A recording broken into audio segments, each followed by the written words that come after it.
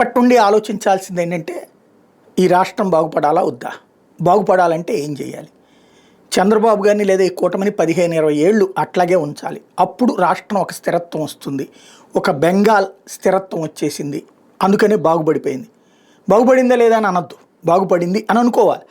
37 ఏళ్ళు కమ్యూనిస్టులు పరిపాలిస్తేనో ఇప్పుడు ఒక 15-20 ఏళ్ళ నుంచి ఆమె పరిపాలిస్తుంటేనో స్థిరత్వం వచ్చేసింది, అక్కడ డెవలప్ అయిపోయింది. అట్లాగే ఆంధ్రప్రదేశ్ కూడా డెవలప్ కావాలి అంటే ఓ స్థిరమైన ప్రభుత్వం కావాలి. మధ్యప్రదేశ్లో 20 ఏళ్ల నుంచి బీజేపీ ఉంది, అట్లా కాబట్టి అక్కడ డెవలప్మెంట్ జరుగుతూ ఉంది. ఇట్లాంటి కాన్సెప్ట్ని తెర మీదకి తీసుకుని రావడానికి అవకాశం ప్రారంభించింది పవన్ కళ్యాణ్. ఇప్పుడు కొనసాగిస్తున్నది వాళ్ళ సెక్షన్ ఆఫ్ మీడియాతో పాటు ప్రతి చోట కూడా ఈ పదాలు పదే పదే మాట్లాడి దాన్ని హైలైట్ చేసేటటువంటి ఒక వ్యూహాత్మక ఎత్తుగడ జరుగుతుంది. నేను ఏదైతే P4తో మీటింగ్ సందర్భంగా కూటమి ప్రభుత్వం 4-5 దఫాలు అధికారంలో ఉంటే అభివృద్ధిలో ఆంధ్రప్రదేశ్ వెనక్కి తిరిగి చూసుకోవాల్సిన అవసరమే ఉండదు, చేతులు జోడించి అందరినీ అడుగుతున్నా గందరగోళం వద్దు, ఈ ప్రభుత్వాన్ని కొనసాగనివ్వండి అని ప్రవాసాంధ్రుడు కార్తికేయ రాష్ట్ర ప్రజల్ని కోరారు. P4 కార్యక్రమం ప్రారంభ సందర్భంగా కార్తికేయ మాట్లాడుతూ 2016లో చంద్రబాబు ప్రారంభించిన విదేశీ విద్య ద్వారా 10 లక్షల సాయం పొందాను, ఐర్లాండ్లో మాస్టర్స్ చేశాను, కంపెనీలు పెట్టాను, ఇప్పుడు నా వంతుగా ఏడాదికి 10 మందికి విదేశీ విద్య